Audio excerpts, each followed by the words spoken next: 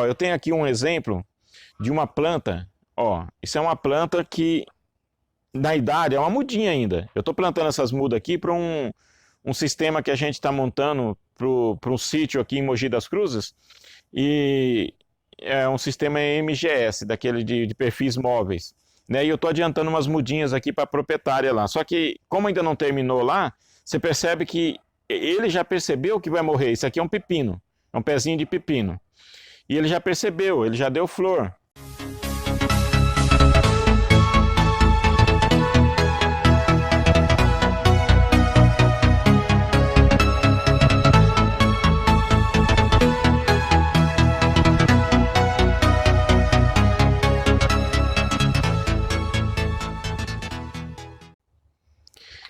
Pessoal, tudo bem?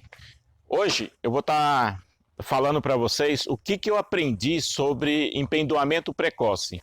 Está tendo muita pergunta no canal sobre esse item e eu vou passar para vocês como que a gente entende. Vocês podem observar que a nossa estufa está vazia ainda. Quem é novo no canal, quem ainda não viu nossos outros vídeos, dá uma olhadinha e vocês vão ver como funciona toda essa estufa, todo o nosso sistema. E agora nós estamos fazendo limpeza e alguns ajustes, algumas manutenções. Depois eu vou passar também essa parte para vocês, tá bom? Mas hoje eu quero falar com vocês sobre o pendoamento precoce, o que é o pendoamento precoce, o que causa o pendoamento precoce e como que a gente pode fazer para estar evitando. Ó, nesse problema do empendoamento precoce, o que eu aprendi foi o seguinte, que a planta ela não pensa, ela não raciocina, porém ela tem uma habilidade muito grande em identificar situações de estresse. E aí ela muda naturalmente o metabolismo dela para garantir a sua espécie. Qual que é o objetivo? É fazer com que ela dê flores, né? Isso para qualquer ser vivo. No caso de plantas, ela vai dar flor e posteriormente a semente para poder perpetuar a sua espécie. Então, o que realmente é ruim para nós, né? Porque você perde o valor comercial da planta, é a sobrevivência dela. Ela sabe que aquele ambiente não está ideal e ela está te falando isso, né? Ela fala isso para a gente. Então a gente tem que agir nesse ponto. Porque é assim, pessoal, o alface, que é o carro-chefe, eu vou falar sempre alface porque no caso de cultivo protegido é o que geralmente é cultivado. E principalmente o alface crespa, aqui para nós no Brasil. Essa planta ela é de temperaturas muito, muito menor do que a maioria dos lugares aqui no nosso país. Então, o alface, ela está ideal entre 12 a 22 graus. Né? A maioria das regiões aqui, ou uma boa parte das regiões, nem tem essa temperatura, né? Está sempre acima disso. E tem regiões que tanto tem temperaturas baixas, como a nossa aqui, como tem temperaturas muito quentes. Vai muito além disso. As características da planta, no caso a alface, quando ela está entrando nesse sistema de sobrevivência, é a seguinte: a primeira coisa que a gente percebe, e eu vou estar deixando aqui nessas imagens para vocês verem, ela começa a ficar caneluda, que a maioria do pessoal fala, a gente encontra na literatura como estiolada. Ela começa a crescer, porque essa daqui é uma planta de um aspecto ideal. Observa que o meio dela é fundo, tem um buraquinho até. Você vê o miolo dela lá embaixo. Então essa planta ela ainda está se enchendo, ela está crescendo ainda, de folhas, ela está se desenvolvendo. Agora, se ela tiver, como eu mostrei na outra imagem, ela já está ficando comprida. Ela vai ficando de uma tal maneira que ela vira um pinheirinho. Ela fica assim, ó, desse jeito. Ela vira um pinheirinho assim. Então, além desse aspecto visual, ela também está criando dentro, no metabolismo dela, ela está desenvolvendo um látex que a gente chama de lecitina. Na literatura está escrito como lecitina. É um leite, aqui quando você quebra ela assim, você percebe entre os tecidos dela, você percebe germinando um leite. Né? Esse leite ele é muito amargo Então, ela usa isso como uma defesa natural para ela se tornar ruim. Para os animais que costumam comer alface, não vai se interessar por ela, porque ela está com gosto ruim. Além disso, ela ainda fica com as folhas menores, ela tenta ficar o menos atraente possível. Ela fica com as folhas menores, ela fica com aspecto meio de lixa, perde aquele brilho, fica até com os pelinhos às vezes na folha, se ela tiver mais velha já, quando ela está próxima da flor, ela já tem até uns pelinhos, ela fica assim, você não consegue comer mesmo, fica ruim, fica desagradável. E essa é a defesa natural, para evitar que algumas pragas venha consumir essa planta. Então essa aí toda é a característica dela para fazer o empendoamento. E a partir daí ela libera as flores, que vem depois, posteriormente, a semente.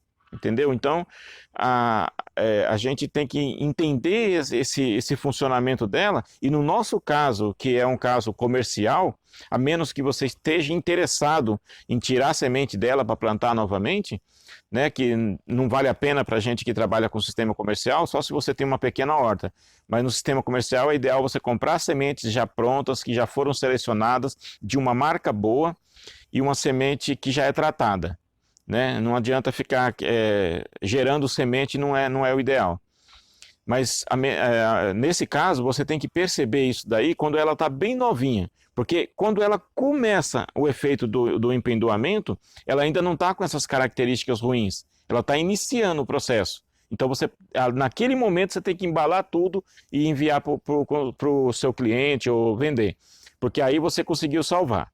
Mas passou um pouquinho, você tem que jogar fora. Você não vai conseguir mais negociar, não tem mais valor comercial ela dessa forma, ok? O que a gente pode estar tentando fazer para criar o ambiente ideal? Porque se a gente sabe que é um estresse que faz com que ela trabalhe o segundo metabolismo dela de pendoar e dar sementes, então a gente precisa fazer com que isso não aconteça. E como que a gente faz para que isso não aconteça? A gente tem que oferecer o que ela precisa, oferecer o que é ideal para aquela planta, né? Você conhecer, lembra que em um vídeo eu comentei com vocês que a gente precisa conhecer o que a gente está plantando? E isso daí faz parte. Se a gente sabe que a temperatura dela tem que ser uma temperatura ambiente mais baixa, então vamos tentar fazer o possível para que em dias quentes a gente use o máximo que a gente puder dentro dos nossos recursos, né? Que o ideal seria uma nebulização, porém a nebulização tem que se ter cuidado para não aumentar muito a umidade relativa, tem que ter uma medida de umidade relativa para você não também criar um ambiente ideal para fungos. Né? Então a gente usa, essa estufa mesmo aqui eu tinha da outra vez, como ela era fechada, eu tinha sistema de Flogger para poder fazer uma nebulização, só que eu tinha muito problema com fungos. Né? Então, essa é uma das opções. Segunda opção, ventiladores. Você coloca ventiladores para fazer movimentar o ar de dentro, tirar o ar quente e entrar com ar fresco. Isso no objetivo de tentar baixar a temperatura. A gente usa tela de sombreamento. A gente vai ter que colocar tela de sombreamento móvel, igual a gente tem aqui. Dependendo da região norte principalmente, os produtores, colegas nossos lá, mostram que trabalham com telado fixo em cima, né? Tem que ver o grau de sombra que pode ser aceito naquela região, tem que dar uma estudada legal sobre isso, né? Pode ter uma tela fixa, não precisa nem do plástico, porque lá chove pouco, né? E chove pouco, então o plástico ajuda a aquecer, né? O plástico ele não deixa de esquentar, né? Ele faz realmente um efeito de estufa mesmo. Então por isso que tem que ter todo esse mecanismo, que no caso da nossa, essa abertura em cima, as telas de 50 na lateral. Eu já vi pessoal lá na região norte que nem tem tela na lateral, ou se tem, deixa ela 1 metro do chão para poder entrar o ar mais fácil. Né? Isso tudo com o objetivo de criar um ambiente ideal para a planta. Eu gosto de usar aquele exemplo do zoológico. No zoológico você tem diversos animais que vieram de diversas regiões diferentes e cada um precisa de um ambiente ideal para ele, ou ele vai morrer, ele não vai se desenvolver. Para que ele se sinta bem, para que ele consiga se reproduzir, ele tem que ser criado um ambiente ideal para ele. E no caso das plantas é a mesma coisa. A maneira como você vai trabalhar com a rúcula é diferente da maneira como você vai trabalhar com alface, por exemplo. São dois exemplos que eu estou dando de plantas totalmente diferentes. Então a gente precisa conhecer a planta que a gente vai cultivar, se especializar nela, para evitar que ela tenha problema de estresse. O próprio sistema hidropônico já causa isso. Você tem solução que, se você deixar ela muito tempo dentro do reservatório, circulando, mais de 30 dias, por exemplo, ela fica saturada de sais. A planta vai perceber que ela não está conseguindo tirar a água e não tá, embora tenha muito alimento, ela não está conseguindo tirar, né? Aparece aquele problema da pressão osmótica que eu falei aqui nesse vídeo aqui, que eu vou deixar para vocês aqui, tá? Então a solução tem que ser renovada. Então uma solução quente, ela também causa estresse. Você precisa fazer com que ela resfrie. E como que a gente consegue resfriar a solução? Na minha opinião, a maneira mais barata que tem é aumentar o volume. Qual que é o volume ideal para se ter de solução dentro do reservatório? A gente calcula em torno de 1,5 litro para cada buraco. Cada buraco que você tem dentro da estufa tem que ter 1,5 litro de água lá. Se você está numa região extremamente quente, tem que aumentar pelo menos para 2 litros, né? Por quê? Porque a água vai demorar um pouco mais de tempo para esquentar, né? E aí a hora que realmente tiver no pico de temperatura, o sol já está abaixando, aí ela começa já a esfriar. Então a gente precisa se atentar a esses fatores, né? A solução saturada, a temperatura da solução, o EC, o pH. Se a água estiver muito ácida, a planta estressa. Se estiver muito alcalina, a planta vai estressar.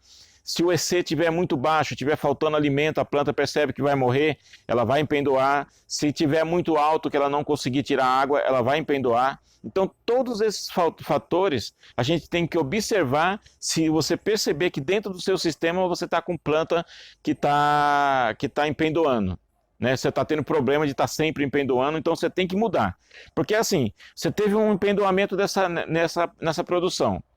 Você colheu, você vai plantar, vai acontecer a mesma coisa se você não mudou nada. Ela vai continuar, porque a temperatura está alta, a solução é aquela. Então você tem que tentar ver o que você tem que fazer para evitar o empendoamento.